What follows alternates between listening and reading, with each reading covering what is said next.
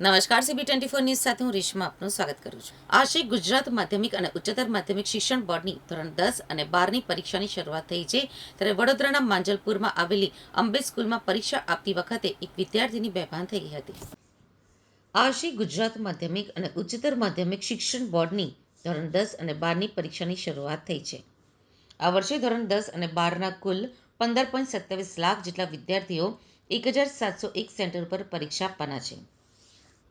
વડોદરાના માંજલપુર વિસ્તારમાં આવેલી અંબે સ્કૂલમાં પરીક્ષા આપતી વખતે વિદ્યાર્થીની બેભાન થઈ ગઈ હતી, જેથી 108 એમ્બ્યુલન્સ સ્કૂલમાં પહોંચી હતી। પ્રાથમિક સારવાર આપ્યા બાદ વિદ્યાર્થીની ભાનમાં આવી અને ફરી પરીક્ષા આપવા માટે બેસતા વાલીએ હાશકારો અનુભવ્યો હતો। સુરતના યોગી ચોક સ્થિત હરિકૃષ્ણ વિદ્યાલય ખાતે બોર્ડની પરીક્ષાના પ્રથમ દિવસે એક પ્રેરણાદાયી કિસ્સો પ્રકાશમાં આવ્યો છે, જ્યાં તાજેતરમાં જ પગનું ઓપરેશન કરાવ્યું હોવા છતાં એક વિદ્યાર્થીએ અડગ મનોબળ સાથે પરીક્ષા આપી શિક્ષણ પ્રત્યેની પોતાની અતૂટ લગન સાબિત કરી છે। શારીરિક પીડાને બાજુ ઉપર મૂકી આત્મવિશ્વાસ સાથે પરીક્ષા કેન્દ્ર ઉપર પહોંચેલા આ વિદ્યાર્થીને શાળાના આચાર્ય રોહિતભાઈ જસાણી અને સમગ્ર સ્ટાફે પૂરતો સહકાર અને જરૂરી સુવિધાઓ પૂરી પાડી પ્રોત્સાહિત કર્યો હતો। આ ઘટનાએ સાબિત કર્યું છે કે જો મનોબળ મજબૂત હોય તો કોઈ પણ શારીરિક અવરોધ લક્ષ્ય પ્રાપ્તિમાં આડે આવતો નથી, જે અન્ય પરીક્ષાર્થીઓ માટે પણ હિંમત અને સફળતાનું ઉત્તમ ઉદાહરણ પૂરું પાડે છે। ધોરણ 10નું પ્રથમ ભાષાનું પેપર શરૂ થઈ ગયું છે। સુરતમાં વિદ્યાર્થીઓનું બેન્ડ બાજાથી સ્વાગત કરાયું હતું, તો રાજકોટમાં દ્વારિકાનો નાથ મારો રાજા રણછોડે છે ગીત સાથે આવકાર અપાયો હતો।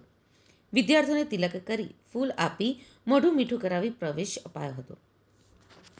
પરીક્ષાર્થી ગેરરીતિ મુક્ત વાતાવરણમાં નિર્ભયતાથી પરીક્ષા આપી શકે તે માટેની પણ વ્યવસ્થા દરેક પરીક્ષા કેન્દ્ર ઉપર કરવામાં આવી છે।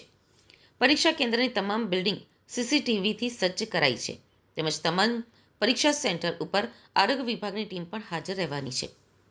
દિવ્યાંગ વિદ્યાર્થીઓને આ વર્ષે 1 કલાકનો સમય વધારે આપવામાં આવશે। ગુજરાત બોર્ડમાં આ વર્ષે ધોરણ 10 અને 12ના કુલ 15.27 લાખ વિદ્યાર્થીઓ પરીક્ષા આપશે। આ વર્ષે પ્રથમ વખત દિવ્યાંગ વિદ્યાર્થીઓને 3 કલાકના પેપરમાં પ્રતિ કલાક 20 મિનિટનો સમય વધારે આપવામાં આવશે। રાજ્યમાં SSC માટે કુલ 87 ઝોન અને HSC માટે કુલ 59 ઝોનની રચના કરવામાં આવી છે, તેમજ ધોરણ 10 માટે કુલ 1006 કેન્દ્ર અને ધોરણ 12માં કુલ 695 કેન્દ્ર છે, જેમાંથી સામાન્ય પ્રવાહમાં 539 કેન્દ્ર અને વિજ્ઞાન પ્રવાહના 156 કેન્દ્રોમાં પરીક્ષા લેવામાં આવશે। ગુજરાત રાજ્યમાં આજથી ધોરણ 10 અને ધોરણ 12ની બોર્ડની પરીક્ષા શરૂ થવા જઈ રહી છે। સમગ્ર ગુજરાતમાં કુલ 1701 કેન્દ્ર ઉપર આશરે 15,27,724 વિદ્યાર્થીઓ પરીક્ષા આપશે। આ પરીક્ષા દરમિયાન આજે સ્વામિનારાયણ હાઈસ્કૂલ ખાતે જે વિદ્યાર્થીઓ આવેલા એ બધાને આપણી ભારતીય સંસ્કૃતિની પરંપરા પ્રમાણે મોઢું મીઠું કરાવી ગુલાબ આપી અને નોટબુક અને પેન દ્વારા એમને શુભેચ્છાઓ પાઠવવામાં આવી।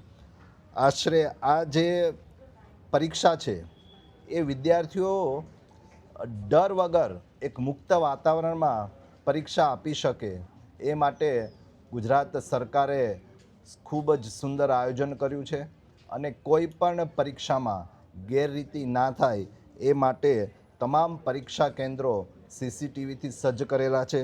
એ ઉપરાંત જિલ્લા સંકલન સમિતિના વર્ગ 1 અને વર્ગ 2ના જે અધિકારીઓ છે તેમને પણ કેન્દ્ર ખાતે ઓબ્ઝર્વર એટલે કે નિરીક્ષક તરીકે પૂર્ણકાલીન સેવા આપવા માટે એમની ડ્યુટી મૂકેલી છે અને તમામ પરીક્ષા કેન્દ્ર ખાતે કાયદો અને વ્યવસ્થા જળવાઈ રહે તે માટે પૂરતો પોલીસ સ્ટાફની પણ વ્યવસ્થા કરવામાં આવેલી છે।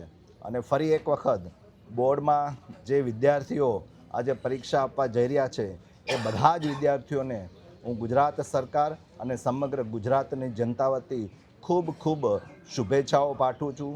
તેઓ પોતાના અને પોતાના માતા પિતાના સપના પૂરા કરી અને પોતાના જીવનમાં પોતાની કારકિર્દીમાં ખૂબ ઊંચું હાંસલ કરે એવી સૌને હું શુભેચ્છાઓ પાઠવું છું।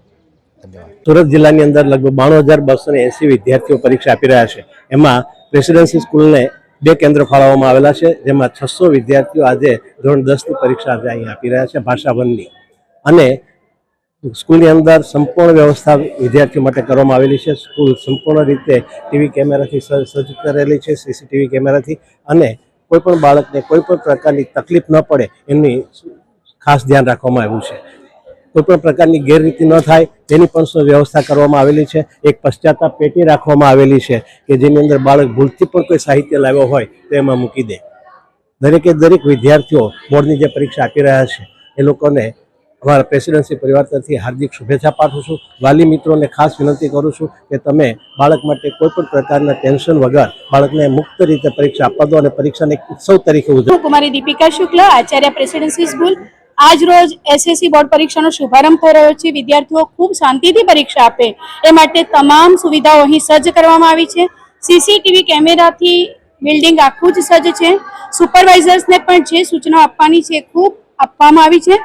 બાળકો સુગમતાપૂર્વક શાંતિથી આ પહેલી વખત ઉપસ્થિત થતી બોર્ડની પરીક્ષામાં એ લોકો સારું અપિયર કરી શકે એવા તમામ પ્રયાસો અમારા તરફથી રહેશે.